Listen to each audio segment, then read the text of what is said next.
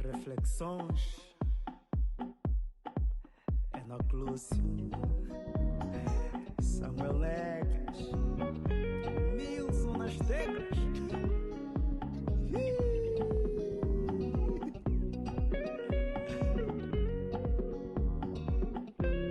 Levanta a cabeça, sacude a poeira, sorria pra vida, o resto não tem preço. Ame o seu irmão, dá um culo à união, trabalhe com força, terás um avião.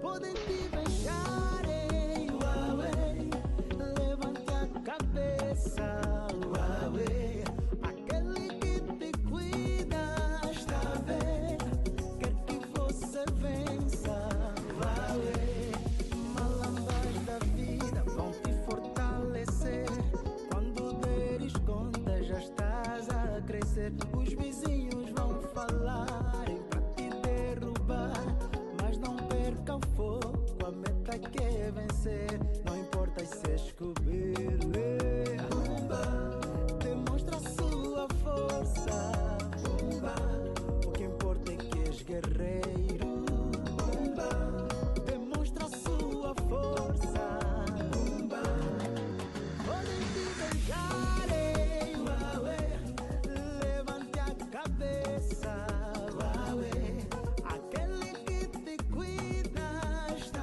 Olá pessoal, sejam todos bem-vindos ao podcast com Enoque Lúcio, né? Um podcast que agrega e congrega, agrega valor e congrega pessoas. E hoje estamos no quarto episódio, né? Quarto episódio desse podcast que acredito que em função do feedback, do vosso feedback aí, e o pessoal tem recebido com bastante aplausos, os temas que são abordados aqui. E para o dia de hoje, trouxemos alguém que vai agregar bastante valor. Eu não sei por onde começar, porque é uma pessoa com muitas valências, uma pessoa, um ser humano, assim, eu conheci ela hoje e já estou surpreendente, já aprendi muito. Ou seja, nós já tivemos um podcast antes de começarmos com este podcast. Seja bem-vinda, então, a este podcast, doutora Florinda Helena Miranda da Silva. Muito obrigada. Fala aí, eu errei alguma parte. Faltou um Silva. Faltou um Silva. Então, como é que seria mesmo? Florinda Helena da Silva Miranda e Silva. Até rima. Que bom, que bom. É um prazer recebê-la aqui na Pharma Business e especialmente neste podcast. Eu que agradeço o convite. Obrigado. Também estou muito feliz pela amizade nova que fiz. Obrigado. Tenho a certeza que a vida não tem coincidências, né? Tudo tem um propósito e o nosso, com certeza, está a ser cimentado hoje. E não só eu, assim, na verdade, o que mais me surpreende, ou o que mais me surpreendeu, é a facilidade e a acessibilidade, né? Tivemos apenas um contacto e estendeu-se, criou aquilo um funil, né? Foi para o Insta, o WhatsApp e agora presencialmente. E já agora, muito obrigado pelo seu tempo mais uma vez. Obrigada. Então, quem é a doutora Florinda que tem duplo Silva? Bom, a doutora Florinda, que tem duplo Silva, Claro. Helena Miranda, é uma mulher, mãe, profissional da saúde, há mais ou menos 15 anos, né? Que trabalha na área médica e com mais enfoque para a urologia desde 2015 e que acredita muito numa sociedade melhor do ponto de vista do conhecimento em saúde e por isso está sempre tão disponível para falar sobre saúde, né?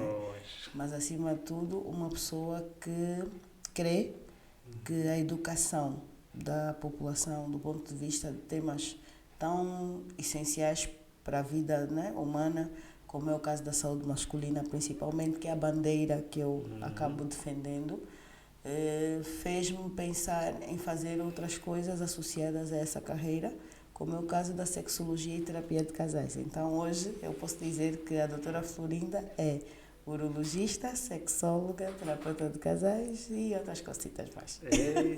Não, e também tem uma particularidade em função da nossa conversa, eu percebi que tem um vasto conhecimento a respeito de business.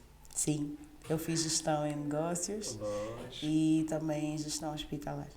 E não somente gestão de negócios, somente de forma teórica. Exato. Tem prática. Tem prática é o mais recente, se assim podemos dizer, do ponto de vista estrutural, sim, que é o Centro Uroflor. Isso. Certo? A Uroflor é, na verdade, a incubadora, né, que fornece serviços médicos e formação e que tem agora um produto novo, que é um bebezinho, que é a Uroclick, que é a minha startup. Que, na verdade, é um projeto que acompanha a dinâmica tecnológica, porque o mundo agora está no digital. Verdade. As empresas que não estão no digital, praticamente daqui a mais algum tempo não vão existir. Fale-nos um pouquinho dessa startup, da Uroclick, o que realmente agrega, o que realmente traz, assim, em termos de novidades. Ok. O Enoch sabe que, infelizmente, ainda há muito tabu por parte de alguns homens para cuidarem da sua saúde. Né? E a urologia, apesar de não ver só homens, essencialmente vê homens. Né? Cuida da saúde masculina como principal padrão de atendimento. E é muito tabu, infelizmente, para falar da sexualidade, para falar sobre problemas relacionados à sexualidade. E a próstata acaba sendo um assunto que é o mais falado, mas tem várias questões dentro da urologia que podem ser resolvidas sem esse constrangimento que a maior parte dos homens sente. Então, qual é a ideia da Uroclick? Ela facilitar esse contato entre o cliente ou utente e os prestadores de serviço de urologia por todo o país. Quer dizer que uma pessoa que esteja em Malange, que esteja no Ambo, que esteja no Cunene ou onde estiver, tem acesso a esse urologista que estará então na plataforma para atendê-lo e com a valência de que não será, como é que eu posso dizer, um acesso perdido. Ou seja, vou procurar mais o hospital, vou tentar saber se tem lugar, se tem vaga ou não. Tudo isso é resolvido dentro da plataforma, através de um usuário, login, uma subscrição que vai ser paga por causa do tráfego, né? Também não estamos a brincar, não estamos aqui a passeio, é negócio. E a ideia é esse paciente ter o mínimo de trabalho para ter acesso então à sua consulta e, claro, a outros produtos que também estamos a pensar pôr na plataforma, porque todo mundo pergunta, mas doutora, vai ser só urologia? Mas, por exemplo, um indivíduo que precise também de uma consulta de fisioterapia dentro do fórum do seu problema urológico pode encontrar também o seu fisioterapeuta, por exemplo, dentro da plataforma. Então, ela é muito completa, essa é que é a verdade. Não é por ser minha, mas pronto, foi muito bem pensada. Então, está aqui a passar agora o link ou o logo para vos encaminhar diretamente à página da doutora Florinda e saberem mais sobre os serviços da Uroflor. Isso mesmo. Quando é que começou? Vamos começar na estrada, assim, a entrada para a área de saúde. Ok. A entrada para a área de saúde foi uma coisa muito engraçada, porque o meu primeiro interesse de formação não foi saúde, com certeza. Sei que tem uma veia artística, será que tem alguma... Tenho, sim. Eu fui durante muito tempo atriz num grupo de teatro ligado à igreja, que é a Assembleia de Deus, Pentecostal. Um shout-out para os meus irmãos, de sempre, de toda a vida. E cantava também no coral, né? Então, mas independentemente disso, sempre foi uma pessoa muito voltada para a arte, escrever, teatro, dança. Já escreveu alguma peça teatral? Assim, já escrevi várias. Qual, assim, a peça Trunfo?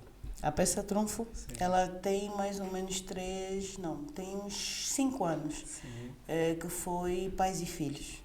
Ok. Por quê? Porque era uma altura que havia muito conflito, né, dessa coisa da percepção da paternidade. E então pais e filhos acabou sendo assim o meu filhote. E ainda foi antes, quando escreveu Pais e Filhos, já entrou no ramo de saúde ou nem por isso? Já estava. Então, eu vejo que a tua preocupação, tanto nos... eu acho que é como é que eu digo? É uma causa que decidiste abraçar muito antes. Sim, e eu vou dizer porquê. Porque a ideia inicial era fazer engenharia. Eu fiz ciências exatas. Era fazer engenharia porque eu sempre achei que construir é uma coisa boa. Tu tiras uma ideia do nada e aí crias algo que fica palpável e visível. Mas eu tive mãe médica. Então, e os pais médicos, querendo ou não, sempre tentam puxar, né, a brasa para a sua sardinha. E naquela altura, infelizmente, não haviam essas possibilidades que temos hoje, de tantos institutos e etc. Era tudo muito, muito limitado. Então, pronto, eu fiz o teste para a Faculdade de Engenharia, passei. Engenharia? Sim. Fiz o teste, porque eu tinha que ter pelo menos 3 opções de escola. Então, fiz o teste na Faculdade de Ciências, passei para fazer Geologia. Mas aí, chego a casa e decido que ia fazer Medicina. Por um episódio qualquer que aconteceu. E a minha mãe abraçou aquilo com a própria vida, na altura. Ok, não foi imposição, então foi escolha própria. Foi escolha própria. Só que uma mudança muito radical, porque eu já tinha ido fazer teste, eu estudei para fazer teste. E passei, e mudei de carreira.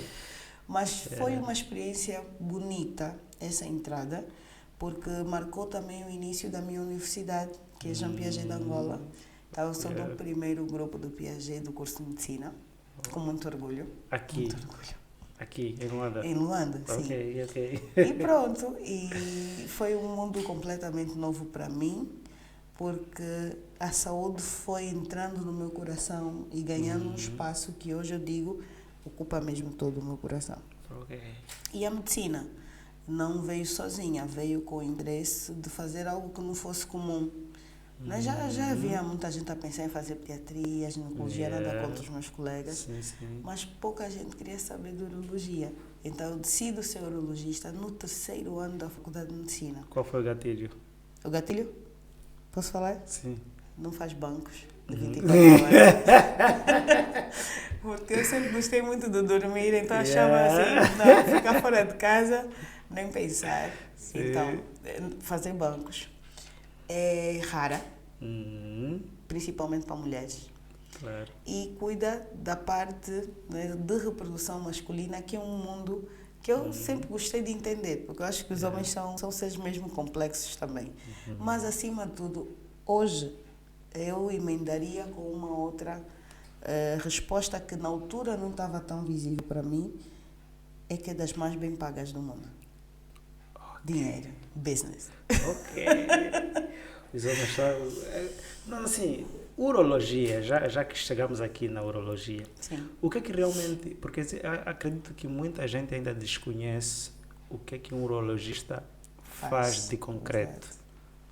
Bom, o urologista é um médico que é cirurgião à partida. Okay. Ele não é só o médico que trata de parte clínica dos problemas urológicos. É o médico cirurgião. Então, a urologia é uma especialidade médico-cirúrgica que trata todas as patologias no homem que envolvem sistema urinário e sistema reprodutor e na mulher que envolvem o sistema urinário de fórum cirúrgico. Okay. Quer dizer que vê homem, vê mulher e não só os adultos, vê desde a tenra idade até a idade mais adulta, a velhice, né? Nesse caso que é a geriatria. E nesse caso foram necessários quantos anos de estudo de especialidade para ser considerado, ou quanto tempo, porque acreditamos que aqui nós congregamos muitos profissionais de saúde que alguns ainda estão na fase estudantil e talvez pensam em fazer isto.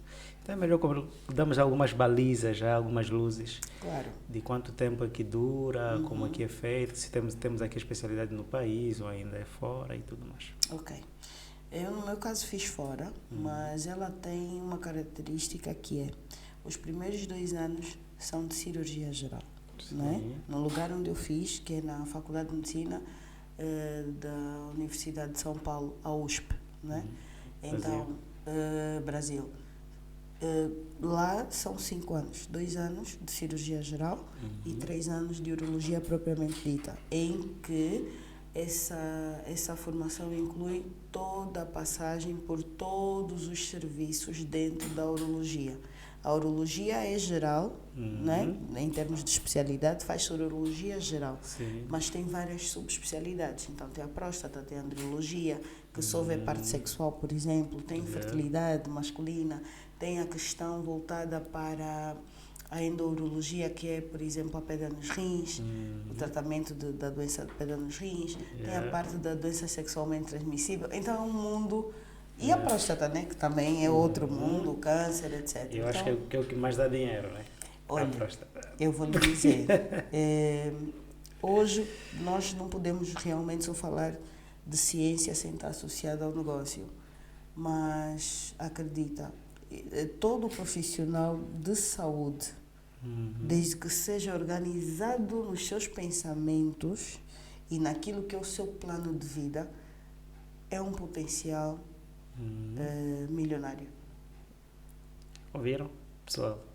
Pode ainda não estar. Pode só repetir sim, de uma todo forma. profissional de saúde que esteja organizado nos seus pensamentos, porque muitas vezes as pessoas estão na carreira, mas não entendem bem o que estão aqui a fazer.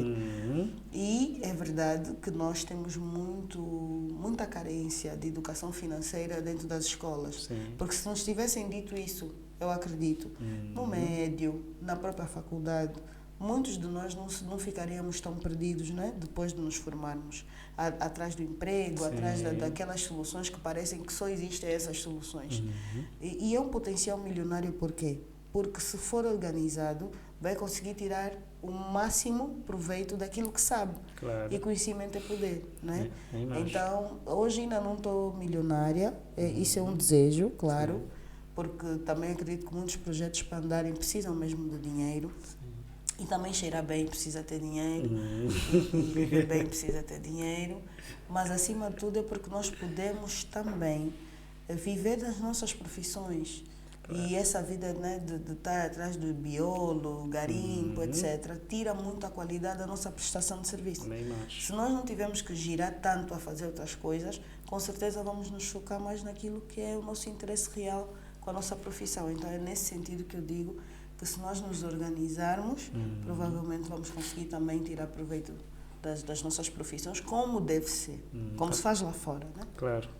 A doutora acabou de mencionar aqui um aspecto, qualidade de prestação de serviço. Sim. E aos poucos, né, eu acho que por conta mesmo dessa dinâmica de abraçar vários garimpos, nós até chamamos de embondeiros, na procura de sustentar certos hábitos e tudo mais.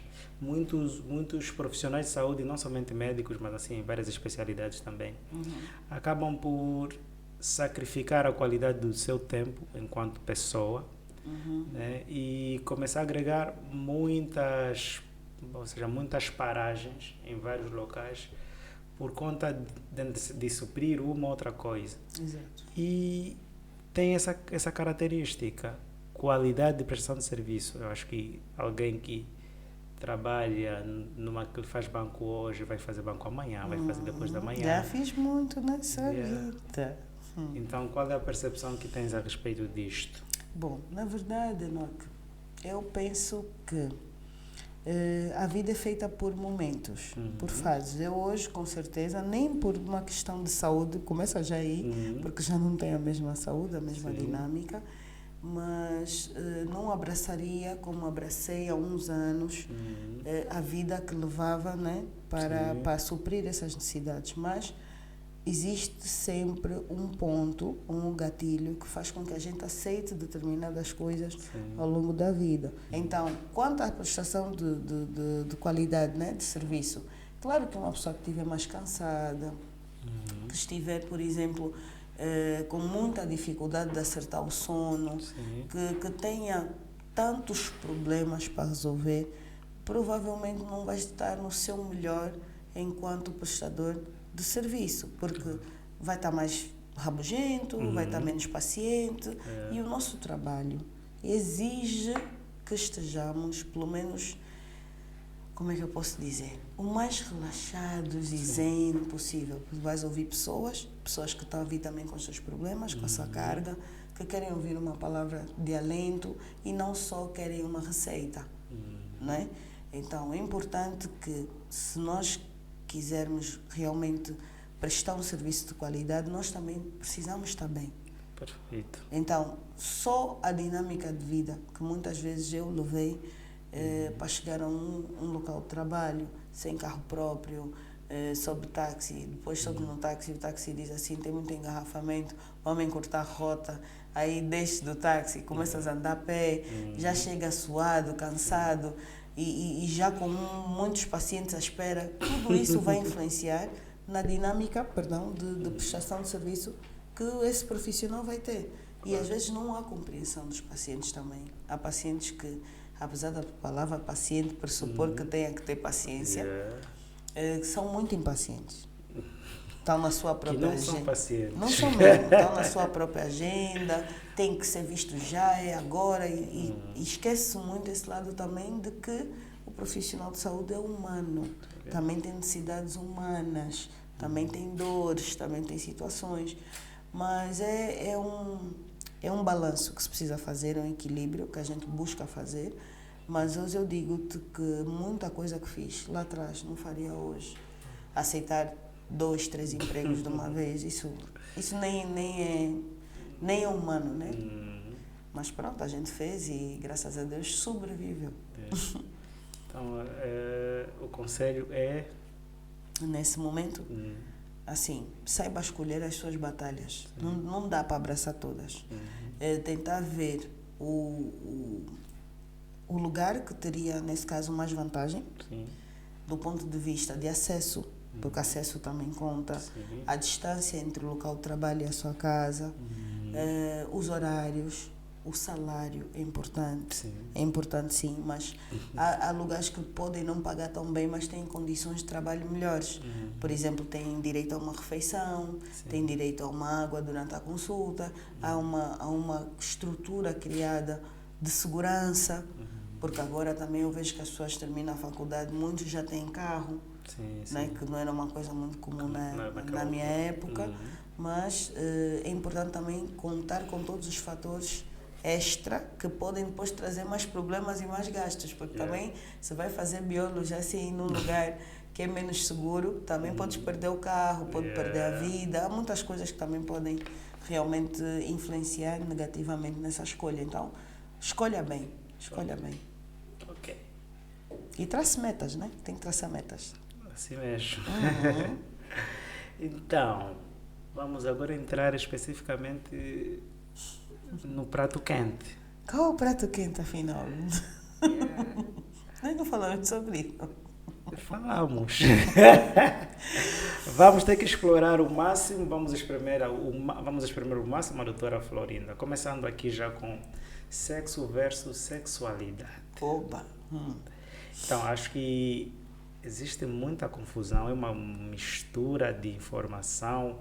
Alguns dizem a mesma coisa, outros dizem não é. E nós, como estamos aqui com alguém que entende de sexo, então tenha bondade, doutora, a diferença entre sexo e sexualidade. Ok. Em resumo, eu podia dizer que o sexo é a matriz que, nesse caso, identificaria gêneros. Sim.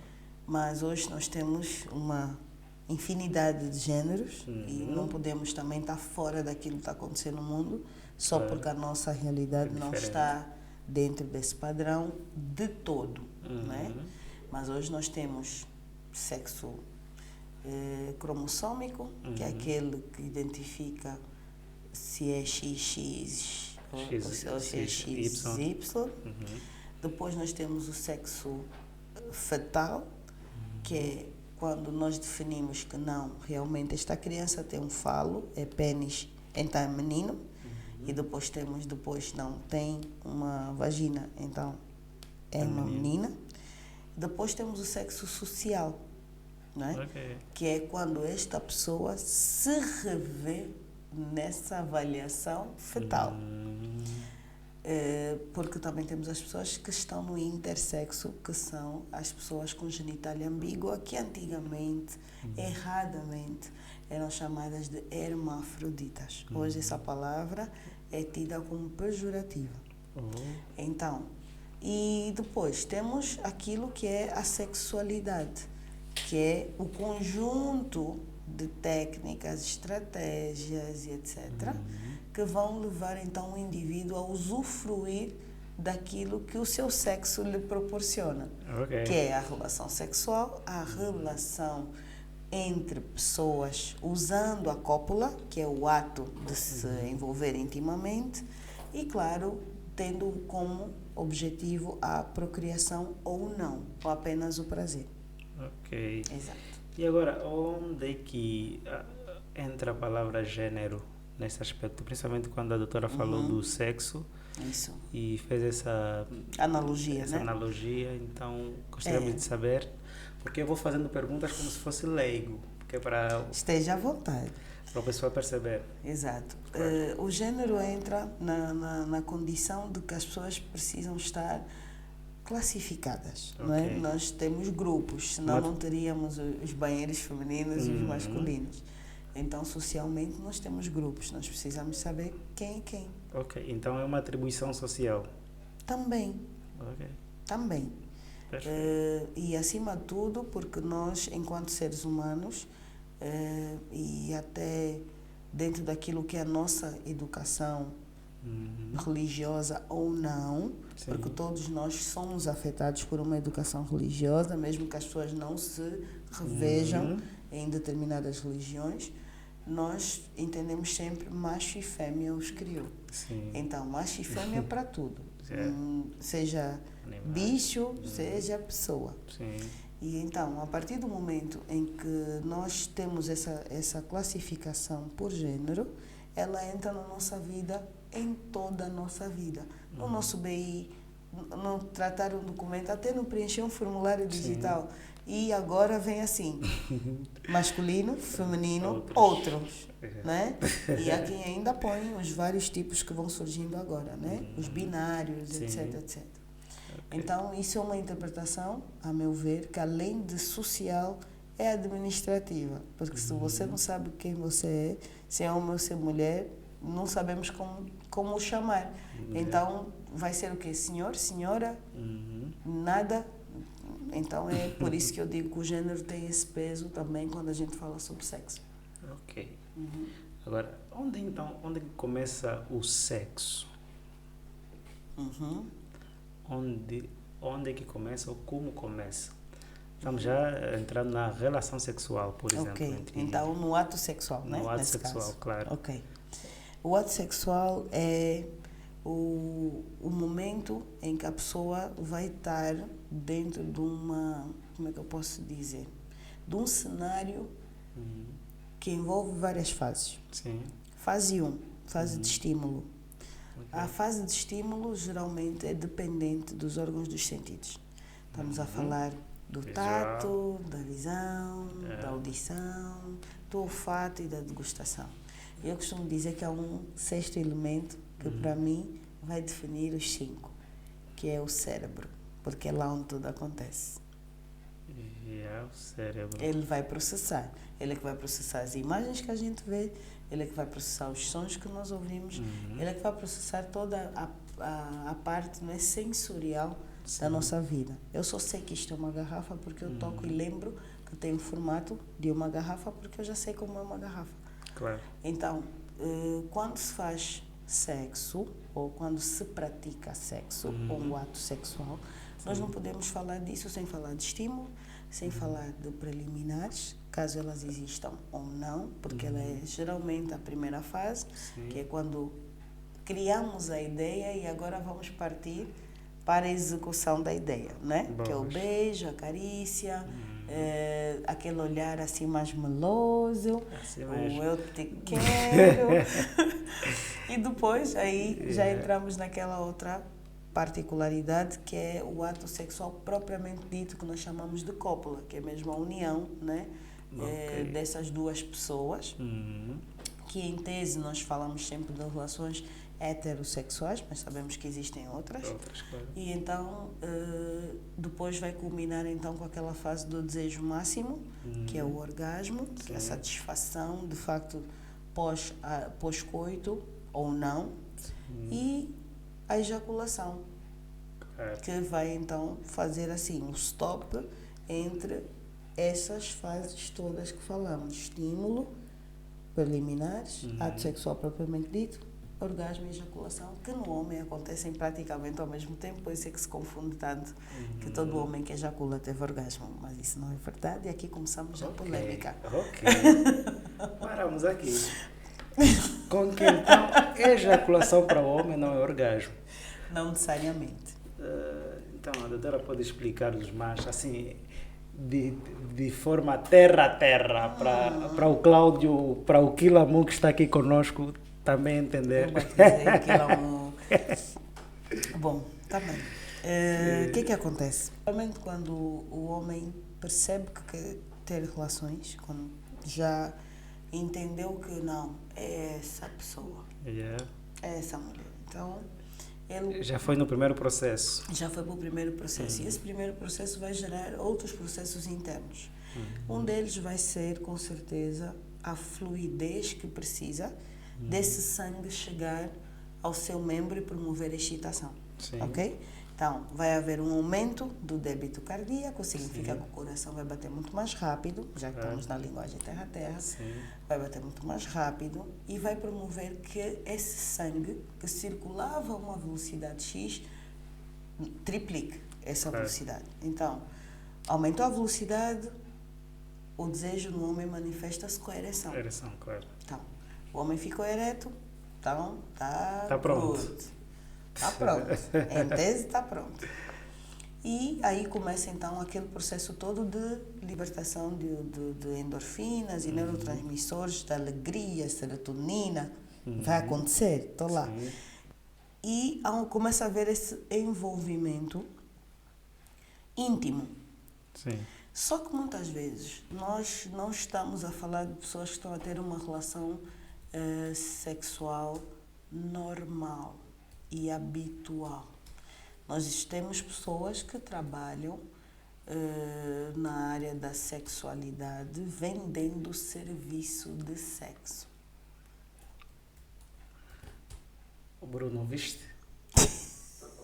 Não é? Então, se essa pessoa vende esse serviço, a sua motivação não é a mesma que uma pessoa que se está a envolver com alguém de quem gosta. Claro, por isso que ama. Por isso que a gente a pergunta de partida foi mesmo onde é que começa. A doutora acabou de mencionar que o cérebro que coordena tudo e tem esses aspectos.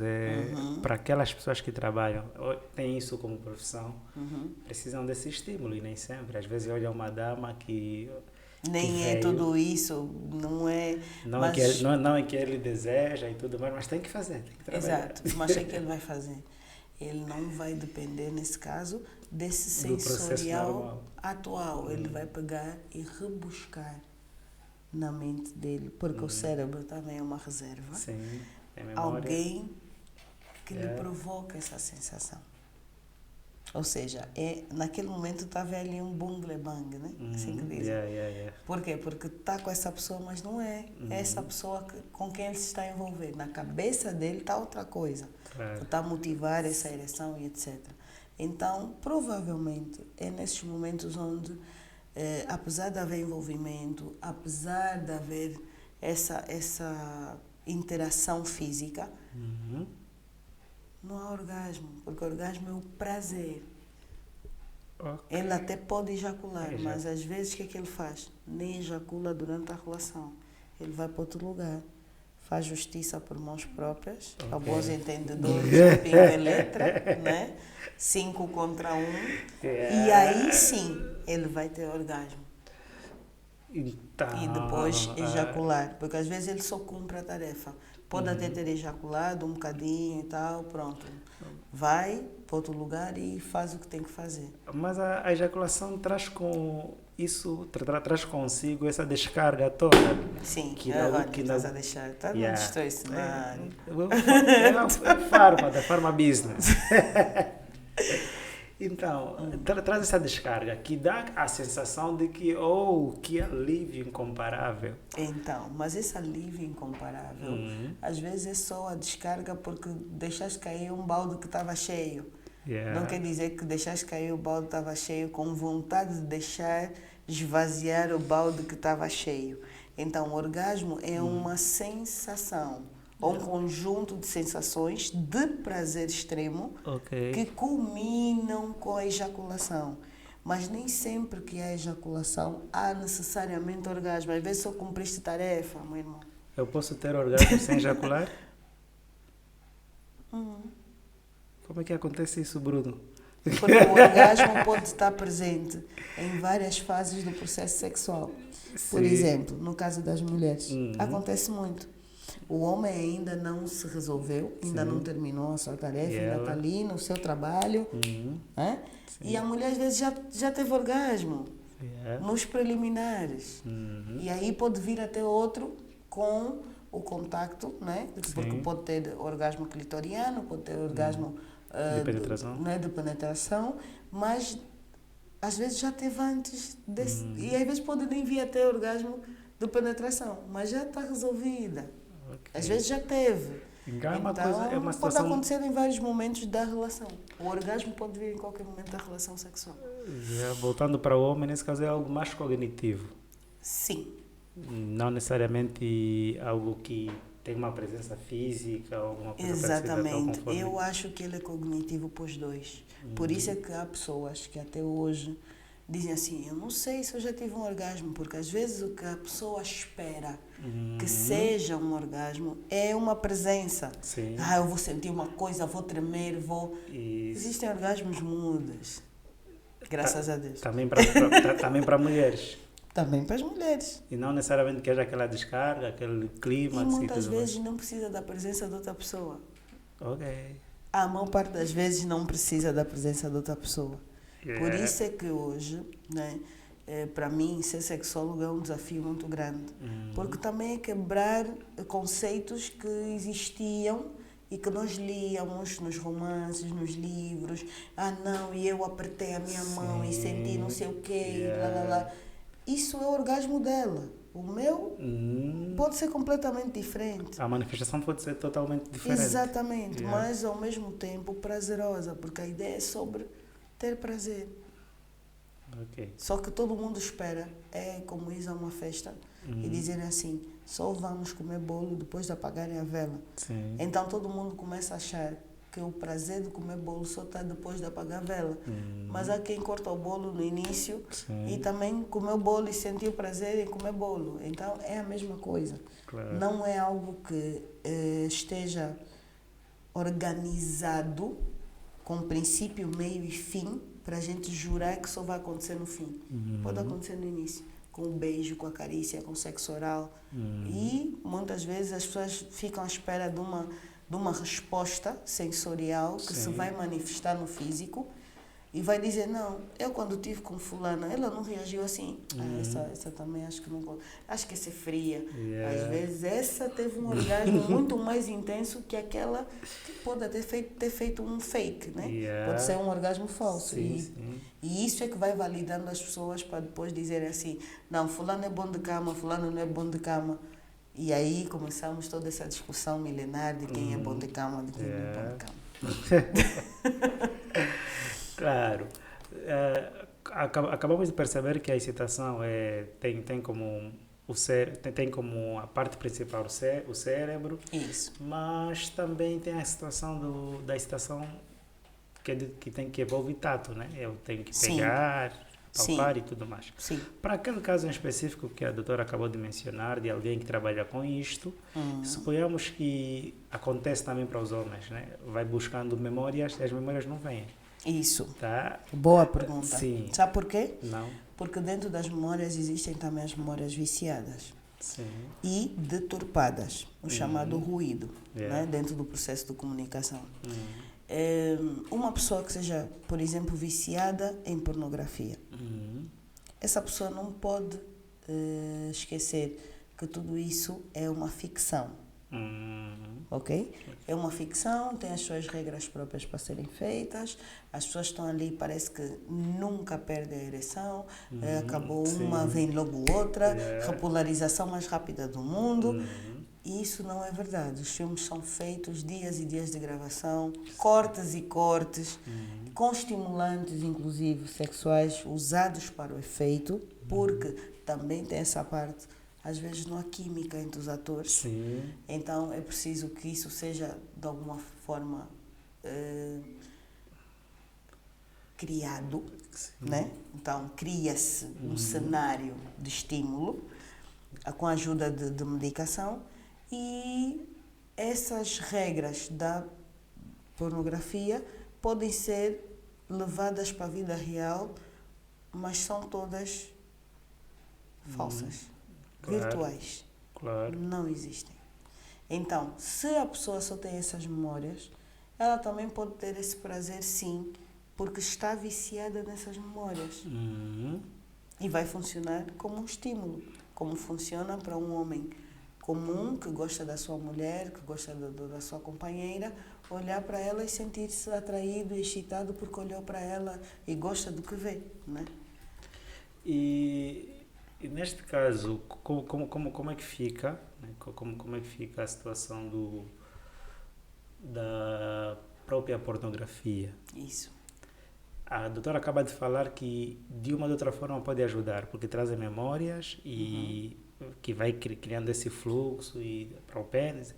No processo da ereção, Isso. será que é necessário que os homens tenham esse tipo de memória para auxiliar? Tem vantagens, sim ou não? Porque também existe muita essa Sim. discordância.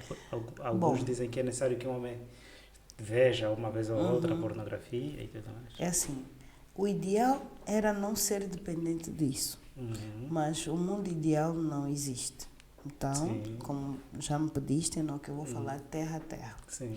Nós estamos numa realidade que a maior parte das vezes os homens não iniciam a vida sexual orientados. Está todo mundo perdido, Claro. né?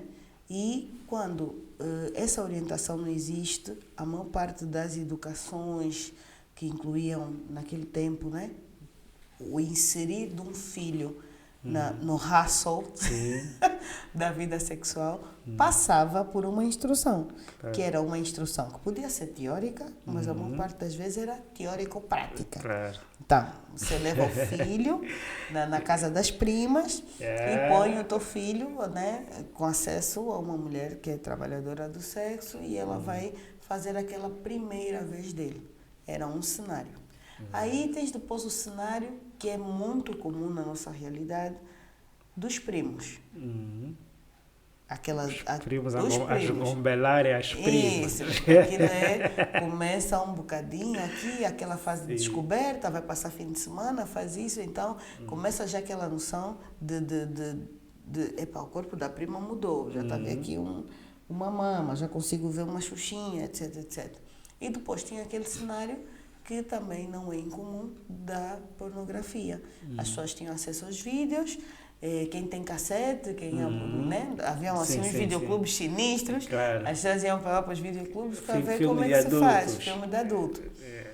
Mas o que é importante é, depois de todas as fases iniciais que uma pessoa vem a viver, para ter contato com aquilo que seria então o seu início de vida sexual, é aprimorar aquilo que foi o seu primeiro estímulo. Sim. Eu posso ter começado vendo um filme de pornografia, mas não preciso ficar nisso a vida toda, certo? Sim. Então, depois eu vou ter que vir para a vida real. Por isso é que é importante ter noção que isto é um cenário virtual, é um Claro. cenário de filme. A vida real não é assim. A mulher que vai estar à sua frente pode não estar a gritar como aquela mulher que está no filme, você não tem o tamanho do pênis daquele moço do filme. E começam aí a criar-se também aquelas barreiras que fazem as pessoas não serem ou não viverem realmente a sua sexualidade como seria o ideal, seria como é que eu posso dizer, o apogeu de dizer assim, não, eu tive sexo e foi bom. Porque tem muitas coisas, muitas crenças limitantes relacionadas ao ato sexual que não são verdadeiras, não são reais. Então, se um homem começa dessa maneira, meu conselho, não fique por aí. Estude, leia, converse com pessoas que podem realmente orientar, marque uma consulta de sexologia, porque é para isso também que a consulta de sexologia serve. Inclusive na Uroflor. Tem. Tá, sexologia. E depois, ainda tem outro contexto, que é das pessoas que mentem. Porque se antigamente também havia toda essa instrução, orientação, dos pais que não tinham muita coragem de falar com os filhos sobre esse assunto, porque sempre foi muito tabu, houve muito tabu no meio, também tem aquela pessoa que inventa cenários e passa uma ideia errada para o amigo, para o primo, para o filho, para o sobrinho, de que é o bam, afinal às vezes nem é tudo isso, e deixa essa marca registrada nessa pessoa de um comportamento sexual que supostamente é XPTO, mas não tem qualidade nenhuma. É um homem bruto, estúpido, não consegue ter carinho, não consegue fazer link com a mulher que está à frente, acha que só tem que chegar, penetrar, acabou e vai embora, ejaculou, está tudo feito. Então, todo esse contexto errado da sexualidade tem a ver com a forma como começou o processo e como se manteve ao longo da vida. Porque podemos errar no início, mas não precisamos errar até o fim. Então, porque muitas das vezes o que é? A memória que a gente vai criar a respeito da pornografia e tudo mais, a ideia está na minha mente, é replicar. É replicar no ato. Replicar padrão. Vais repetir padrão. E o que acontece? Acho que a doutora acabou de mencionar também isto. Se porventura eu não conseguir trazer todas as posições à duração de Kama Sutra, eu não estou satisfeito. Eu olho para mim e estou fraco. É esse o conceito errado que as pessoas têm. E muitas das vezes, eu acho que um dos maiores riscos nisso tudo é a selvageria. Né? Aquela situação, né? Depois ali entramos nesse cenário aí da comunicação sexual. Eu chego e tenho a minha perspectiva a nível de sexo e a parceira ao lado também tem outra. Exatamente. E não existe. Vocês não conversam. Vocês não têm, de facto, uma intimidade. Porque quando as pessoas falam intimidade, não é? Não é só ficar nu. Tá vendo? Isso assim já vai ser corte. Intimidade não é só ficar nu. Intimidade não é só ficar nu. Intimidade é prestar atenção, principalmente, naquilo que a pessoa à sua frente ou ao seu lado precisa para juntos atingirem esse momento bom que é o orgasmo. Claro. Só que nós não podemos esquecer, desde o início eu estou a dizer, que isto não é um mundo ideal. Nós não temos só as relações normativas, não temos só as pessoas que são parceiros habituais, nós temos também os parceiros ocasionais. Claro. E então aí as pessoas dependem muito de outro tipo de estímulos extra. O álcool, a drena. E eu vou para aqui outro estímulo, a atração. Há pessoas que não vão precisar de fazer muita confusão para terem bom sexo. Não vão precisar nem de se conhecer tanto tempo assim. Porque existe uma coisa entre elas que está ali numa parede inacessível para os demais que os atrai. Ferormonas. As pessoas olharam e se querem. Então, isso vai fluir com muito mais rapidez. É rápido. As pessoas vão se tocar ou não. Às vezes é mesmo só, olha, vem aqui, papo, e foi bom. É a chamada rapidinha. Tá vendo? Mas há pessoas que também, com este convívio, podem estar juntas há muito tempo e não chegar a esse ponto de intimidade. Ok. Então, Ok. para essas pessoas, já existe o quê? A tal orientação, onde vai ter que passar pelo diálogo, vão ter que conversar, para um e outro saberem o que o outro gosta. Converso muito isso, abrindo aqui um parênteses, com os casais que praticam namoro santo, porque ainda existe, Sim. né? Existem. E esses casais muitas vezes vêm para a consulta muito desorientados e dizem assim: doutora, eu não sei mesmo nada, eu não sei nada, eu vou casar e eu não sei nada, eu nem sei o que eu tenho que fazer. Os dois ou de forma isolada? Os dois. Ok. Os dois. E se for o homem a procurar ajuda, quando é o homem a procurar ajuda, eu pergunto: você se conhece? Porque começa por aí. Sexo também envolve, ou o ato sexual envolve autoconhecimento. Claro. Saber onde você gosta de ser tocado, onde você próprio, quando se toca, sente alguma coisa fora do membro ou do falo, né? Não, doutora, eu quando, por exemplo, a minha parceira beija, eu gosto de beijo. Então, capricha no beijo. No fundo, Sim. o segredo para um bom ato sexual é exaltar todas as coisas que você sabe fazer bem. Ok. Se sabe fazer bem beijo, né? Se sabe beijar bem, Sim. invista nisso. Se sabe fazer boa carícia, porque é uma pessoa carinhosa, Sim. invista nisso. Tem uma fala pausada, sabe mandar músicas, sabe escrever textos picantes, invista nisso. Então, e depois, tudo o resto vai ser um caminhar com uma dinâmica que por si só vai acontecer. Ela vai acontecer. Interpretando o outro lado também, né? Mesmo. Eu vou investir em mim. É autoconhecimento e depois aplicar ao outro. Ok. Por isso é que eu falo muito sobre comunicação assertiva. Quem segue aí no mundo das palestras, etc., sabe que geralmente eu falo sobre comunicação assertiva. Por quê? Porque tudo aquilo que se diz, que se faz, que não se faz, um simples olhar, o homem está despido à sua frente, ou a mulher, e você vai fazer... Eu não falei nada, mas eu fiz muita coisa que para o outro automaticamente pode ser traduzido e ela não gostou do que viu. E a partir do momento que ela ou ele não gostou do que viu, acabou. Então, é importante cuidar muito desse início da intimidade, desse estar juntos, poderem fazer coisas que também, de alguma maneira, melhorem a vossa intimidade. Ter sexo, de preferência em locais onde vocês estejam à vontade para se despir. Nada disso de ir nos quartitos de vocês também, que depois querem bater a porta e acabou, quebrou a intimidade. Esses gostam de fazer isso, pedir falida. Então, pede falida, ou paga já e diz ao amigo: olha, vou precisar de 3 horas, porque cada pessoa precisa do seu tempo, não é? Nem todo mundo tem dinheiro para pagar hotel, para pagar pensão e etc.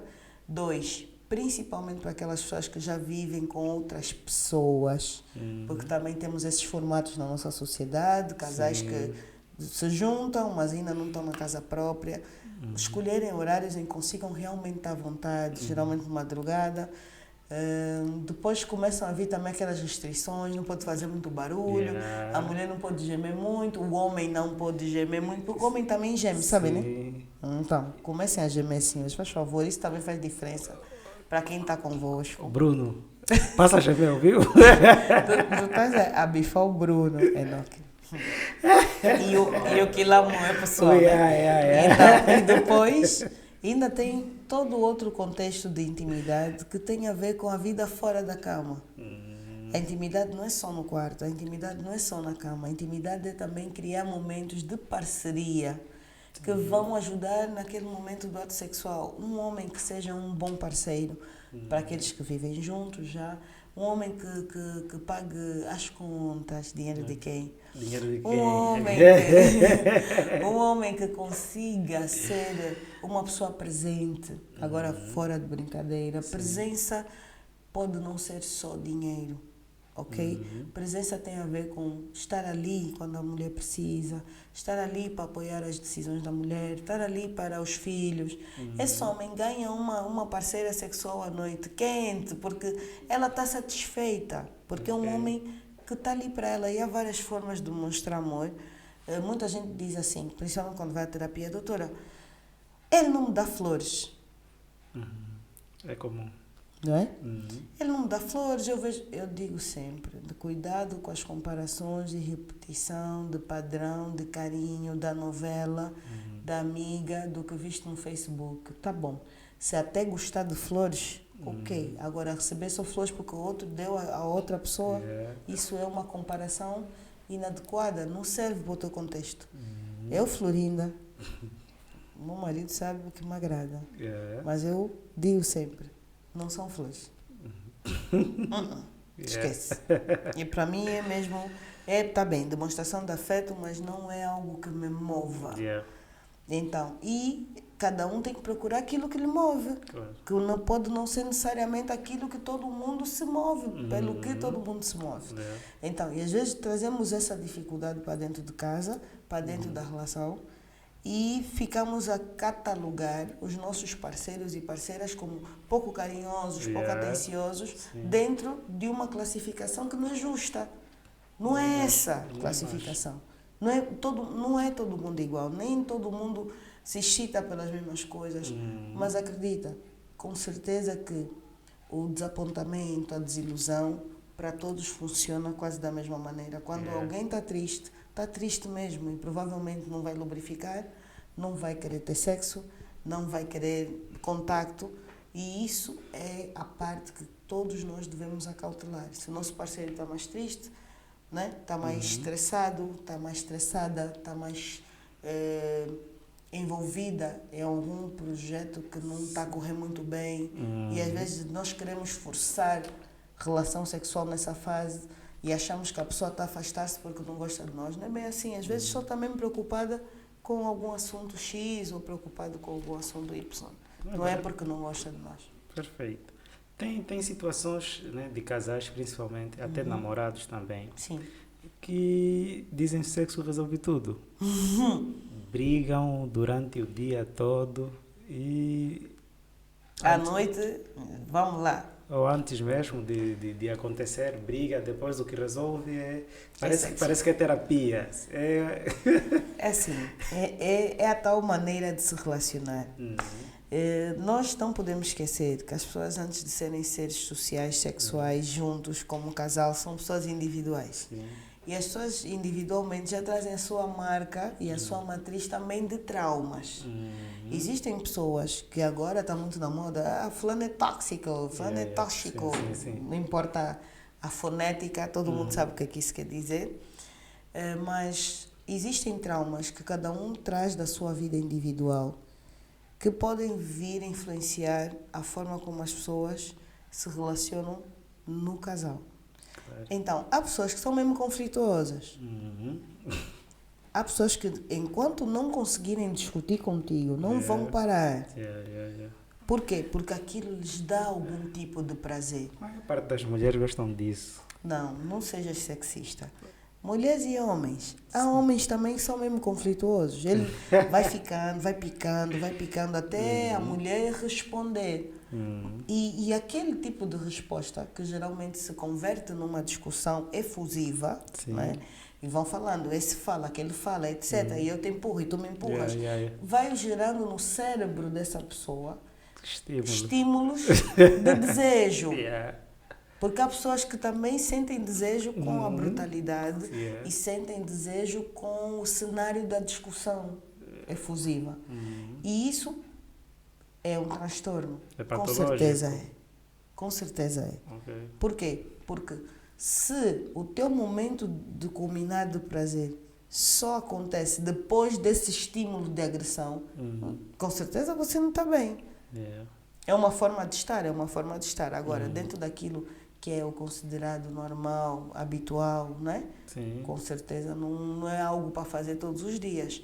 E dentro da dinâmica do casal, é normal que, por exemplo, algo não tenha corrido bem durante o dia e depois existe aquele sexo da reconciliação depois de conversarem, depois de um bate-boca. Você ainda é minha mulher. Eu então sou tua mulher, tá vendo? Estou aqui para ti, não sei o quê. Então, e rebuscar aquilo que é a memória bonita do casal. Porque é disso que eles vão lembrar. Então, eu gosto mesmo da minha dama, é rabugenta, mas eu gosto. Eu gosto mesmo do meu marido, é ranhoso, mas eu gosto. E aí há reconciliação. Mas isso não pode ser um hábito de todos os dias. Não pode. Sempre porque que se vão relacionar, têm cansa. que discutir. Cansa. Têm que se agredir, verbalmente ou fisicamente. Infelizmente também acontece de pessoas que vão procurar ajuda, né, na psicoterapia. Doutor, eu preciso de acabar com essa minha matriz de violência. Eu só consigo sentir prazer quando meu marido me bate. E não é a palmadinha na nádega do ato sexual. É surra mesmo, é surra. Então, isso também, para os homens, que muitas vezes... Não, ela tem que me ofender. Eu, quando ela me ofende mesmo assim bem, aí eu agarro bem para mostrar quem eu sou. Então, quando nós vamos fazer, muitas vezes, a terapia de hipnose ou alguma outra técnica de regressão, nós percebemos que aquela pessoa tem isso na matriz de educação. Foi uma pessoa que foi muito agredida na infância, foi uma pessoa que sempre teve relacionamentos abusivos em torno de si, dos pais, das pessoas com quem viveu, né? De onde se educou, onde se formou pessoa. E isso virou o cenário verdadeiro na cabeça dela. Porque isso, de certa forma, né? Estamos a falar de dois intervenientes. Sim. Se um tiver um procedimento como este, acaba por desgastando o outro. Não tenhas dúvida. E é o que acontece a maior parte das vezes. As pessoas até gostam muito umas das outras, mas não conseguem mais conviver. Porque até diz assim, olha, eu gostava muito daquela miúda, mas era ela ou eu. Tá vendo? Eu gostava muito daquele rapaz, mas ou eu saía daí, ou morria, ou havia de acontecer alguma coisa muito errada. Mas não é porque as pessoas não gostam mais das outras, é porque elas percebem que apesar de gostar muito mais das outras, elas gostam mais de si. Claro. É o amor próprio. E a autopreservação é vida. Você pode até gostar muito de alguém, mas nunca, nunca, por nunca, vai gostar mais da outra pessoa do que de si mesmo. Claro. Ou não deveria, né? Sim, porque existem... E mesmo se tiver que acontecer, já não é um padrão, é anomalia. Exatamente. E é uma anomalia que pode pôr em risco também a própria vida. Né? Porque depois nós entramos em vários cenários abusivos, desde o ciúme excessivo, a sensação de posse, que hoje nós vemos, infelizmente, muito femicídio, né? Porque morrem mais mulheres, isso é indiscutível, mas também morrem homens, por causa do ciúme passional, por causa, né, de atitudes que são voltadas principalmente a esse ato controlador da gente achar que a outra pessoa é nossa. Pertence. Né? Nos pertence, o olhar dela nos pertence, o pensamento dela nos pertence, que eu brinco muito com isso, porque dou graças a Deus, né? Eu já não sou uma pessoa ciumenta, acho que já não sou, mas já fui ciumenta. E às vezes a pessoa está assim calada, a olhar para uma parede e a pessoa está tentando adivinhar o que está na cabeça. Está pensando em quem? Não é isso? Quantas vezes? Tem aquela situação. Estás a pensar em quem se eu estou aqui? Então, assim eu não tenho mais nada para pensar, porque a minha cabeça é tua. Tá bem, pronto. Minha dona, né? Meu dono. Não. Então, a pessoa tem uma vida. A pessoa tem uma vida ao lado de outra pessoa. Não tem uma vida além dessa pessoa. Sim. E é importante que esse respeito e essa identidade seja preservada, mesmo numa relação a dois. O outro é um indivíduo, ele precisa também de respirar, ela precisa de respirar. E dentro desse contexto do respirar, para o outro lado, que é o lado que às vezes também promove insegurança. Sim. Porque às vezes esse ciúme não vem do nada, vem do comportamento. É uma pessoa que já está calejada porque tem antecedentes, não é? É uma pessoa com um comportamento traidor, tem o hábito de flertar com outras pessoas que não são a sua pessoa da relação, gosta de trair. Então, é normal que também a outra pessoa que esteja ao lado, com esse síndrome de codependência emocional, porque ela também não sai daí. Sim. Ela não gosta de estar aí, essa pessoa, mas tá dependente. Não consegue viver mais sem isso. Então fica essa pessoa assim em cima. Tá bem sem quê? Tá mandando mensagem para quem? Mostra o telefone. Faz... Tudo isso são comportamentos, acredita, Enoque, que sempre vão para um desfecho muito mau. Muito mau. Ou as pessoas realmente decidem pôr um fim nisso e existem cenários que não é ou não são unilaterais. Existem cenários que são os dois da relação assim. Aí é pior. Aí é mesmo o pior, porque eu fiz, você também vai fazer, você me fez, agora vais ver. E eu descobri, agora vais descobrir também. E não é o descobrir, a pessoa deixa o telefone aberto para que tu vejas que eu estou a fazer também. Está ligada na tua frente. Então, isso é um cenário de quê? De rivais, não um cenário de casal. Eu digo sempre, quando um casal já não se trata com respeito, que é o que a gente faz geralmente com pessoas que não conhecem de lado nenhum e nos agridem de alguma maneira, né? Na rua, se alguém vem e empurra, a nossa reação geralmente é revidar. Claro. Mas uma pessoa que mora connosco, que diz que nos ama, ou que tem uma relação connosco, como é que a gente ofende essa pessoa?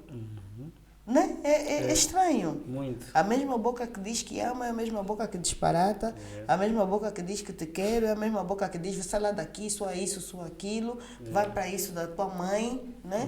Então, eu digo sempre aos casais, se o vosso cenário de desrespeito é mais intenso que o cenário de respeito, Sim. vocês já sabem que estão no sítio errado. Será que podemos abrir aqui uma brecha para aquelas situações de alteração comportamental, emoção versus razão? É assim, a adrenalina emoção, na flor da pele e tudo mais? toda essa questão, né, de culpa, porque culpam a adrenalina. Eu culpo a falta de educação mesmo. Porque muitas vezes é mesmo falta de educação. A pessoa é mesmo desrespeitosa, não é porque ela está com adrenalina, esquece, deixa o neurotransmissor no seu lugar, à vontade. O problema é que muitas vezes são pessoas que já estão habituadas a tratar mal as pessoas. Já têm isso como um hábito social. Ele não trata mal só a mulher ou só o marido. É alguém que trata mal todo mundo à sua volta. Trata mal o segurança do prédio, trata mal o fulano com quem acha que não vai ganhar nada em troca. É estúpido. É uma pessoa estúpida. Porque essa é a definição de pessoa estúpida. Sim. Então, e quando está na relação, ao invés de olhar para aquela pessoa como seu parceiro, como a sua parceira, da vida e para a vida, ainda que seja só para 6 meses ou não, é a parceira ou parceiro, olha como uma pessoa que tem de lhe servir, que lhe deve alguma coisa. Às vezes porque dá uma mesada, às vezes porque cozinha para ele, às vezes porque engoma a tua roupa, às vezes porque te comprou um carro, às vezes porque ajuda o teu irmão ou a tua irmã, às vezes porque, enfim, vários às vezes. E sente que pode fazer e desfazer da vida da outra pessoa. Então, mas isso não é um problema da adrenalina, isso é um problema de educação. E quando nós não conseguimos investir numa relação baseada na educação e no respeito, eu digo sempre aos meus pacientes, clientes, a terapia pode juntar, mas também pode separar. Por quê? Vai trazer porque vai trazer para cima e para fora de cada um de vocês a coragem que vocês muitas vezes não têm de assumir que isso está errado. Porque dói. Dói, mas muitas vezes a gente já sabe que está errado. Só que não temos coragem de admitir. Então, quando começa a fazer as sessões, quando começa a fazer a psicoterapia, quando começa a entender de volta quem é, porque passa muito por isso, quem eu sou, é o primeiro cenário da terapia, é autoconhecimento. Quem é você? Fale-me de si. Quem é o Enoque? Né? Também já claro. fizeste essa pergunta. Sim. Então, quem é o Enoque? Então, o Enoque vai dizer, caramba, quem sou eu afinal? Porque às vezes a pessoa está tão envolvida na forma de ser do outro, que lhe agride, que esquece completamente quem é, e esquece como merece ser tratado. Por isso é que a gente vê muitos cenários que são muito tristes para mim. Às vezes a gente olhar assim para a pessoa e ela dizer, não, mas eu mereci, eu também não me portei bem. E às vezes o homem, não, doutor, eu mesmo é que sou culpado, porque, tá vendo? E começas a perceber que essa pessoa mais justifica o outro do que se justifica a si. Já parou de viver para si há muito tempo.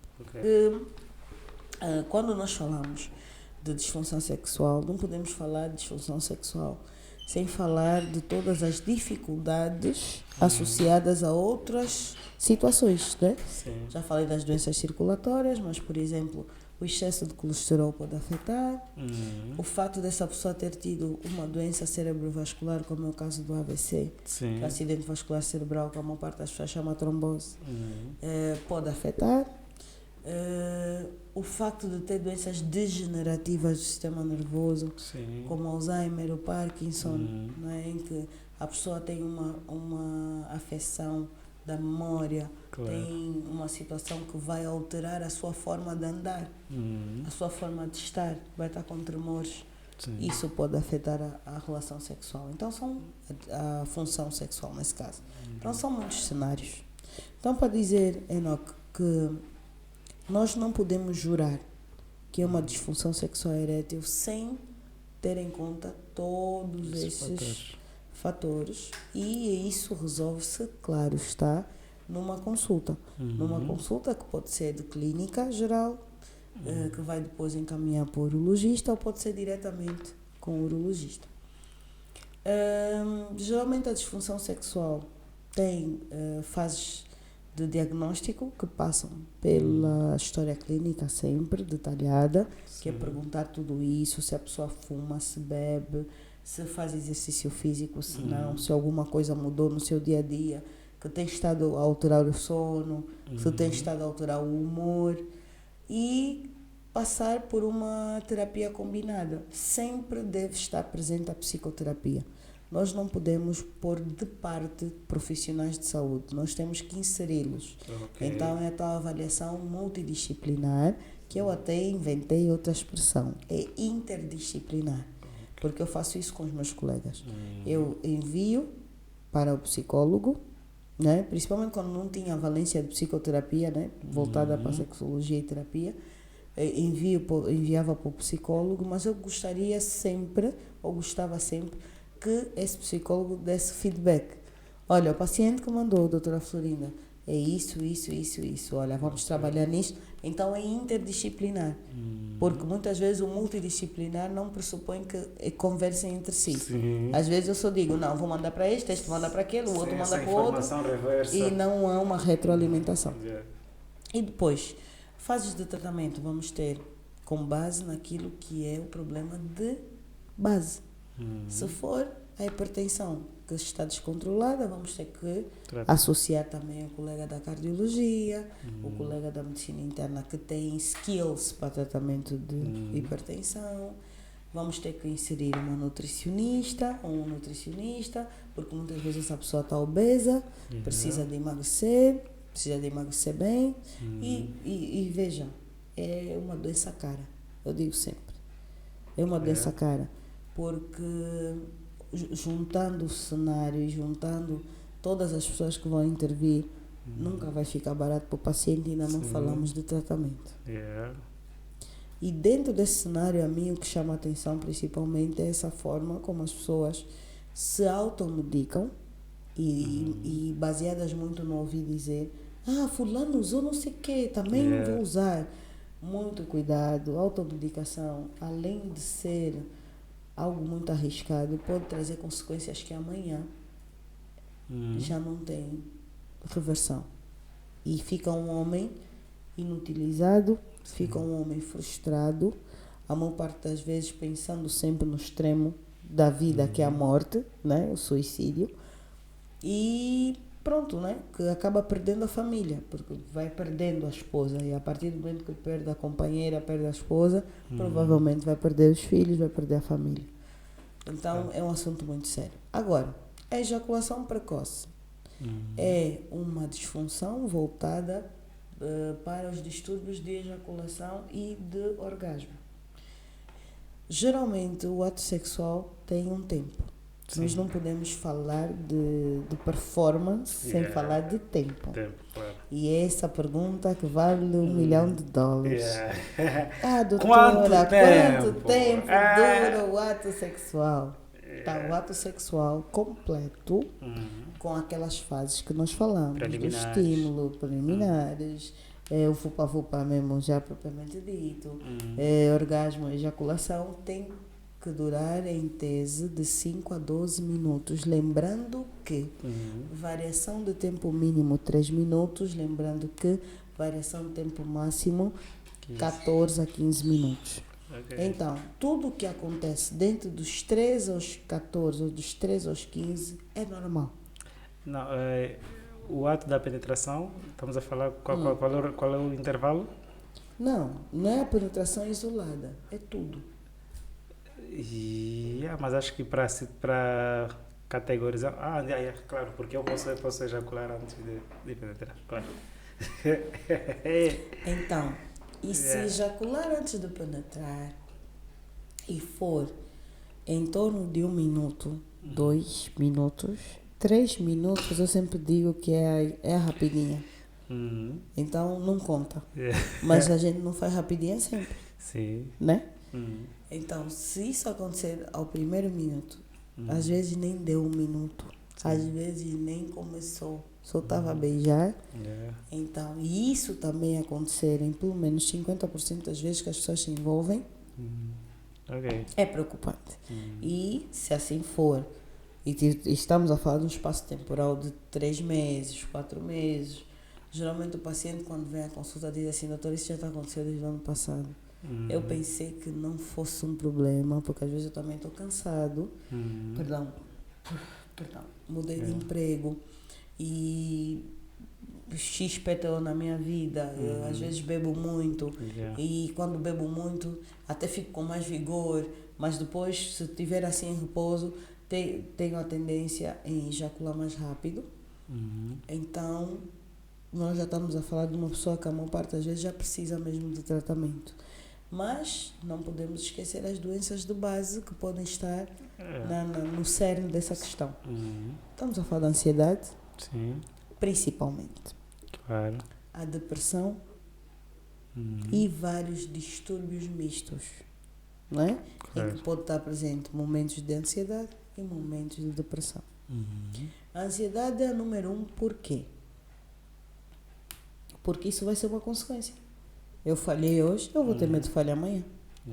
Simples assim. E aí começa um rolo que vai se embrulhando cada vez mais, porque as pessoas depois começam a associar a pessoa, a parceira. Não, é com essa parceira, não vou ainda tentar outra pessoa, não vou ainda tentar outro cenário, não vou ver bem se é mesmo só com ela. Mas por quê? Porque geralmente há um hábito na relação sexual. As pessoas criam um hábito. Não, essa pessoa já sei, é só dar um beijinho, é só fazer um carinho na orelha, pronto, já está. Mas a outra eu preciso conhecer. Então, como tem a novidade e tem ainda a exploração, às vezes com essa pessoa nova vai correr bem porque você ainda não está habituado. Mas não quer dizer que não exista a ejaculação precoce. Pode correr bem com essa pessoa, mas não vai correr bem sempre. Depois, e é o que faz também ir à consulta. Doutora, até troquei de parceira achando que fosse outra pessoa. Não, doutora, mesmo, com as duas mesmo está a ter problema, com as 3 está a ter problema. E é importante lembrar que as causas estão muito relacionadas também aos hábitos higieno-dietéticos. Uma pessoa que não faça exercício, uma pessoa que não tenha uma vida saudável, tem uma tendência maior em desenvolver ejaculação precoce. Uma pessoa que fume, todo tipo de fumo que tem agora nesse cenário, né? É tabaco normal, é xixa, é liamba. Todo mundo agora decidiu ser liambeiro, né? pronto, enfim. Mas é tudo com uso controlado. Claro. Não é da maneira como se faz agora A as coisas. dosificação. Né? É só isso. E pronto. E depois nós temos o cenário, que é um cenário de sofrimento. Geralmente, o que eu peço é que a parceira também faça parte desse tratamento, desse momento de procura de ajuda, porque existem pressões relacionadas à terapia que o parceiro sozinho não vai conseguir. Não vai conseguir. Começa com abstinência de alguns hábitos. Por exemplo, se fazia muita masturbação por fazer, isso vai ter que parar. Não, mas assim, de uma forma... Não trago ciência aqui, trago empirismo. Sim. Né? Mas muita gente diz que a ejaculação, ou seja, a masturbação até certo ponto... Não é até certo ponto. É terapia. Faz parte. Sim. Por quê? Porque existe um mecanismo que a gente chama de on-stop, né? Que é para estimular o membro, mas essa pessoa ganhar um domínio do momento em que vai ejacular. Significa que o cérebro ele ejacula antes porque também está desorganizado. Ele está a receber ordens que não são da pessoa. Cenário. E muitos pacientes dizem isso: doutor, é só mudar de posição, acabou. Às vezes eu estou na posição certa, só troquei. É só já ela ficar de 4, acabou. Então, aí já tem um processo que vai ajudar no tratamento. Não muda de posição sem você estar no comando. Não é? Sim. Porque é muito sobre controle. Sim. Autodomínio. Então, a masturbação tem uma particularidade. A pessoa decide quando vai ejacular. Não é isso? Você que está no controle. Vocês é que são os experientes dessas coisas. Então, a partir do momento que estás no charge, tu vais decidir a hora que isso vai acabar. Então, é aí onde o cenário de masturbação é trazido como terapia. Ok? Para criar de novo esse elemento de domínio. Mas nem para fazer toda hora e nem para fazer do jeito que vocês fazem na diversão. Aquilo é o momento de começar, depois treinar o momento de parar, depois voltar a treinar o momento de recomeçar, depois voltar a treinar o momento de parar, até onde consiga levar isso. Mas quanto mais for fazendo isso, porque tem também tempo dentro da semana para fazer, a pessoa vai ganhando muito mais domínio em relação ao momento em que vai ejacular quando estiver com a parceira. Porque isso depois tem que progredir. Vai fazendo sozinho, depois vai ter que fazer com a parceira também. Não como sexo oral, mas como ato sexual propriamente dito. Então aí a gente ensina também a parceira a não se mexer tanto, a tentar controlar e unir um pouco mais os seus momentos. Quer dizer, quando for penetrar, meu irmão, é para brilhar, porque assim, o mic é todo teu. A ideia é tentar, antes disso, antes da ejaculação, já ter a parceira resolvida. Sim. Então vai ter que fazer umas alianças. Língua vira aliada, dedo vira aliada. Então, e depois com isso complementar o prazer para outra pessoa e só depois aí sim pensar no seu próprio prazer, né? Aqui alguns são muito egoístas. Então, e esse egoísmo que também está a levar as pessoas a ficarem sozinhas ou a partilharem os seus bens mais próximos. Os entendedores entenderão. Prontos. Tá bom. Então, em resumo, estamos a dizer que tanto a disfunção quanto a ejaculação precoce tem uma escapatória, é cientificamente apurado e tem um tratamento específico. Sim. É hereditário? Será que podemos também colocar na fila?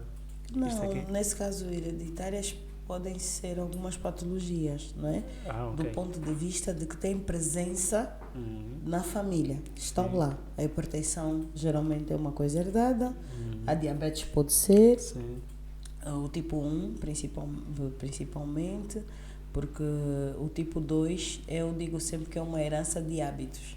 Se a família tiver uma herança de obesidade, provavelmente associada, né, à diabetes, provavelmente a família que é obesa, todos vão passar por isso, ou a maior parte vai passar por isso. E hoje não podemos falar de tratamento de patologias sem contar com todo o cenário nutricional. Conta muito isso, muito mesmo, muito. Não namora muito, você é muito galinheiro e tudo mais, Isso. vais ter próstata. Linguagem popular. É isso. Então, descemos um pouquinho. Já descemos, estamos a descer. É assim, a próstata é um órgão que existe no homem desde o momento que ele é formado. Logo, não vais ter próstata. Tens próstata. Já tens. Agora, ter cancro da próstata ou doenças associadas à próstata, isso é outra coisa. Existem doenças do foro benigno, quer dizer que vão viver e conviver com o homem durante o seu crescimento, no processo de envelhecimento, mas não são necessariamente cancro. Temos as infecções e inflamações, a saber, prostatite aguda ou crônica. Temos os abscessos, não é? Que também é um processo infeccioso. E tem a hiperplasia benigna da próstata, que é um processo normal de envelhecimento das células e que vai dando, então, um aumento do volume da próstata, trazendo dificuldades, principalmente para evacuar a urina, porque a próstata tem no seu interior uma porção da uretra, que é a chamada uretra prostática. Então, voltando à anatomia, os rins vão produzir a urina, os ureteres vão transportar, vão reservar na bexiga e vão eliminar pela uretra. A uretra, no seu trajeto, vai estar envolvida na próstata. Então, se a próstata estiver inflamada, ela vai causar um estreitamento da uretra, a chamada estenose da uretra, que vai fazer com que o jato, que é aquela curva bonita que muitas vezes vocês, assim na infância, se fazem já uns concursos, não, o meu bate na parede, o outro faz não sei aonde, pinta o teto, vai começando a alterar. E essa alteração é que pode levar o paciente ao hospital. Doutora, já não estou a urinar como deve ser, às vezes tenho vontade de ir, quando chego lá só urino um bocadinho, quando urino sinto que não esvazia completamente a bexiga, dá a impressão que ainda sobrou, tenho que ficar ali a sacudir. Outros dizem até, olha, doutora, tenho que sentar e fazer como as senhoras, né? Sentar mesmo na sanita para ver se ajuda, ou abrir uma torneira para ver se melhora a evacuação. Então, tudo isso são sintomas que nós geralmente chamamos de obstrutivos, porque há uma dificuldade para sair. Depois pode haver os irritativos, tem a ver com presença de infecção. Por quê? Porque essa urina que sobra vira uma piscina para as bactérias que já moram aí conosco, a Escherichia coli dando oi, põe óculos escuros e pina, e começa então a criar um cenário de infecção. E a pessoa vai tendo o quê? Vontade de ir à casa de banho muitas vezes, mas só sai um bocadinho, chamada polaquiúria ou polaciúria. E acordando à noite para urinar, que é a noctúria. Então, geralmente uma pessoa pode, ao longo da vida, ter o hábito de jantar, beber água, é normal que pelo menos uma vez se levante para urinar. Ou vez nenhuma. Às vezes só levanta já de manhã. Aí vai dizendo, não, doutora, está a alterar, eu agora acordo 3 vezes, 4. E às vezes está com a esposa. Não, mais que isso. Por quê? Porque incomoda a pessoa do lado, né? Está sempre a levantar, etc. Então, e aí quer dizer que já temos sintomas irritativos. Mas isso não quer dizer que seja cancro. Isso quer dizer que a pessoa tem que tratar. Então, e há várias formas de tratamento. Desde medicação até a procedimentos cirúrgicos, como é o caso da reseção transuretral de próstata, que se faz através de endoscopia hoje, ou mesmo a chamada cirurgia da adenectomia da próstata, que é quando a gente retira aquela parte inflamada e deixa a outra. Então, quando falamos de cancro, já estamos a falar de um assunto completamente diferente, já estamos a falar do crescimento anormal desorganizado das células, não é?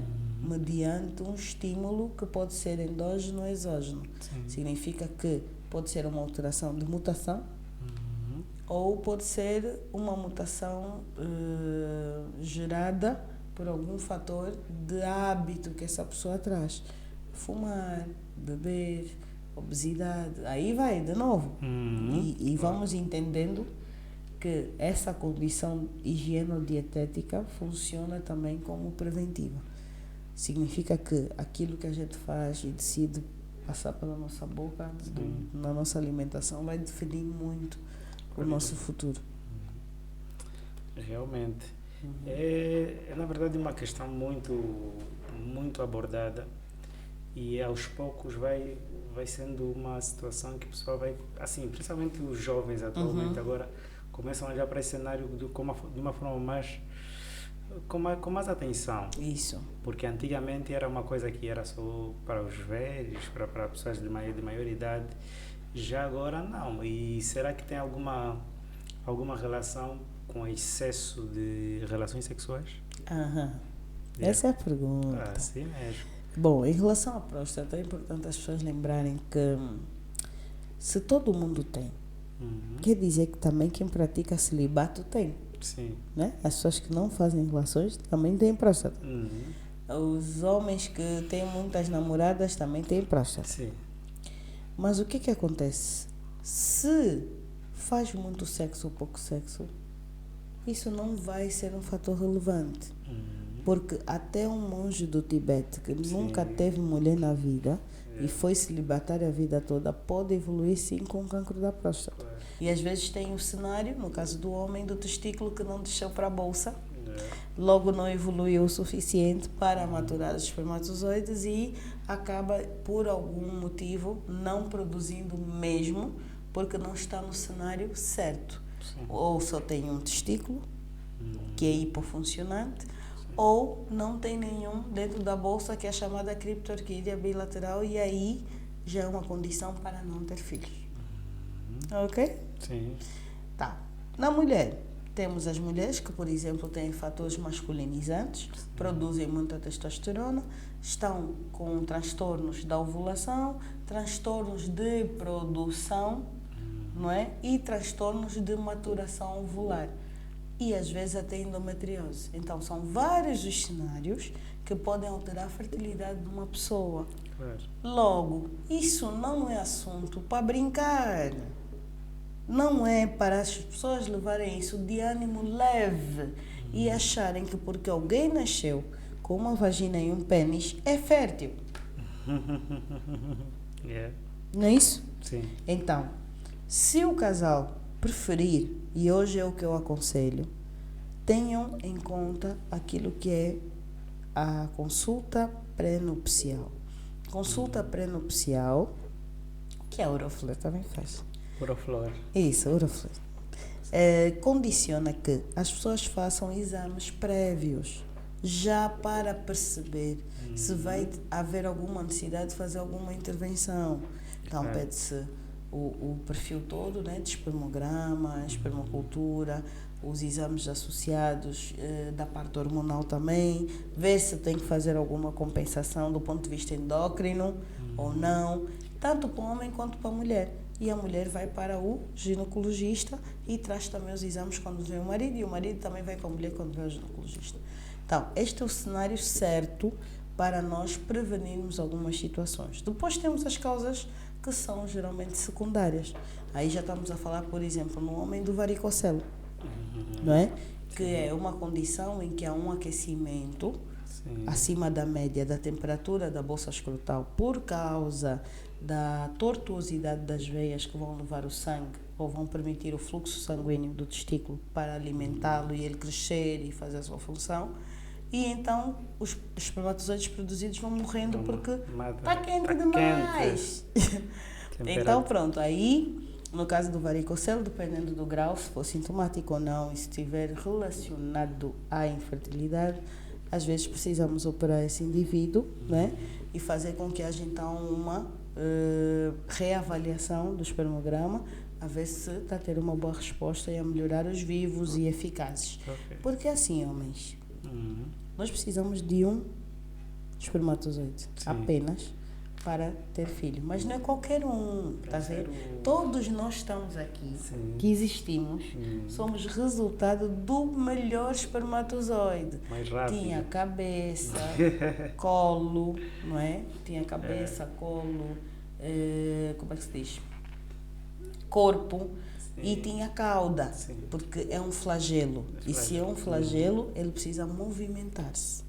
E vocês muitas vezes têm espermatozoides que são quietos, preguiçosos, não trabalham, tá vendo? Ficam a banzelar. Ele mal chega no trabalho, só que acho que o teu espermatozoide 10 espermatozoides desse com essa característica. É isso.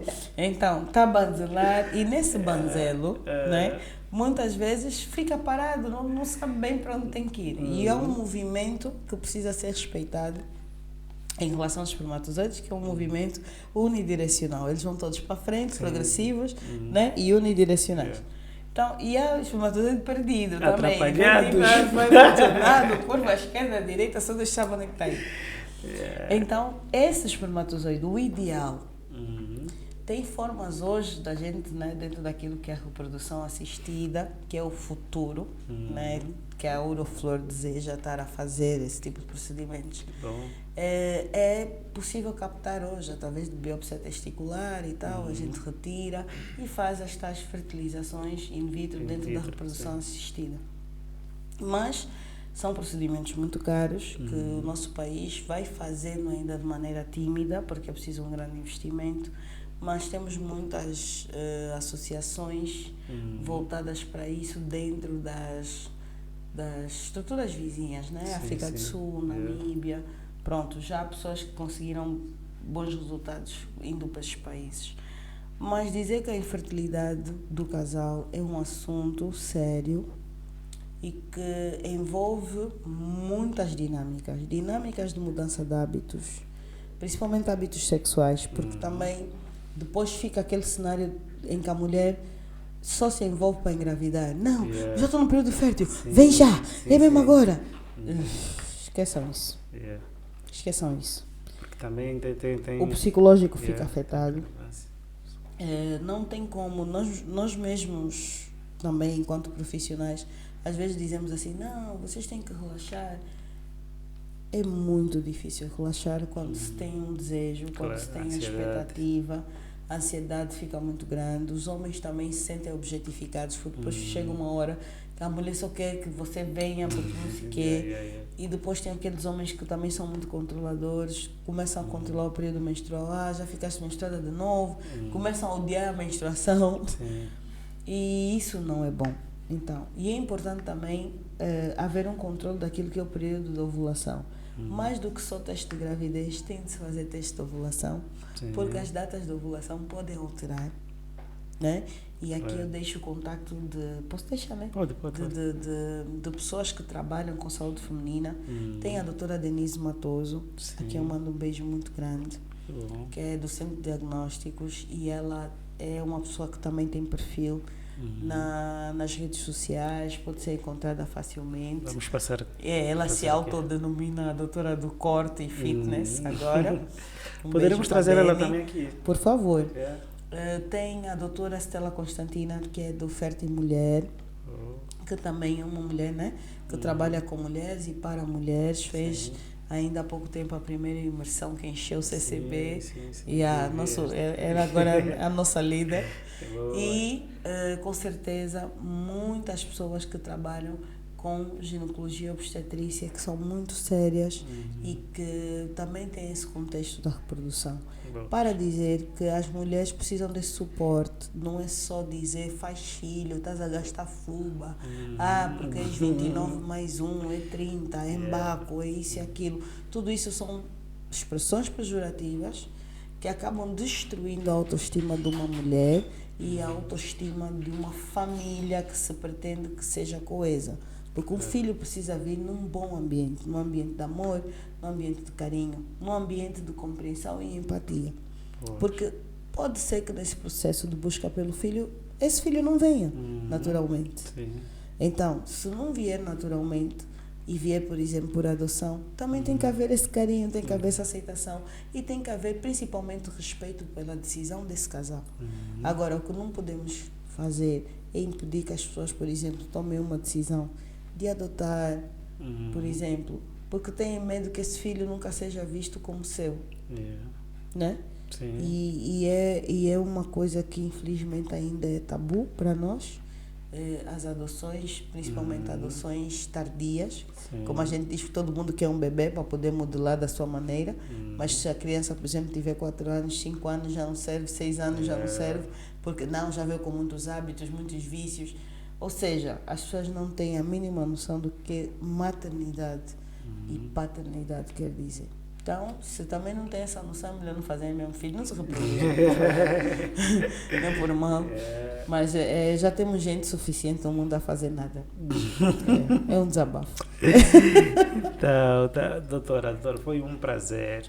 Foi um prazer enorme. Já acabou. Ficamos aqui cerca de 2 horas. 2 horas certinhas. 2 horas a falar sobre estes e outros assuntos. Na verdade, foi mesmo a intenção foi esta aqui. Não trouxemos um tema específico, mas acabamos por espremer. Mergulhamos um pouquinho na área de sexologia. Fomos para urologia. Agora acabamos por entrar e sair também no relacionamento. Como é que é a outra função? A terapia de casal. Terapia de casal. Exato. Para o pessoal que quiser entrar em contato com a doutora Florinda, por favor, entrem a partir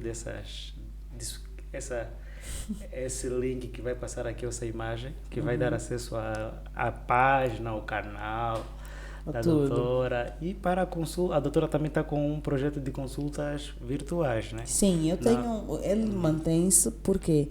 Porque essa parte não falei, mas eu não resido em Luanda, mas estou sitiada, como se diz agora, na província da Huila, na cidade de Lubango. Aliás, alô Lubango.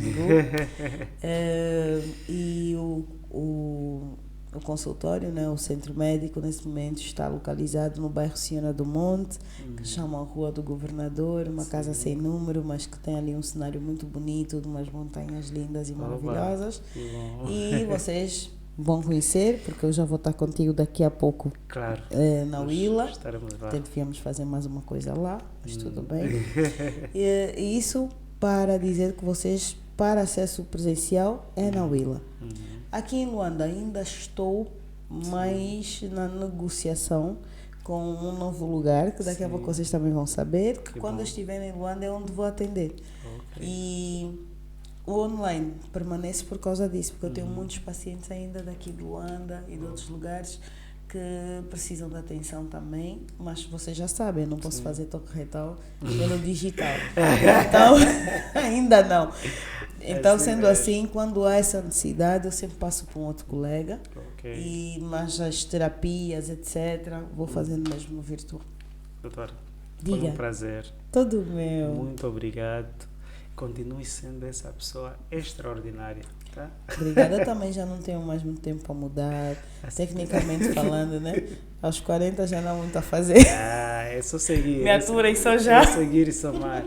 Então, pessoal, obrigado a todos. Então, até a próxima. Subscrevam o seu canal. Muito obrigada. Juntos. Olha, um beijo. Aquele café. Demonstra sua força.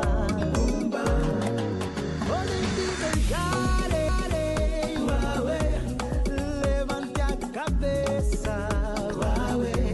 Aquele que te cuida está bem. Quer que você vença. Pode te desejar. Levante a cabeça.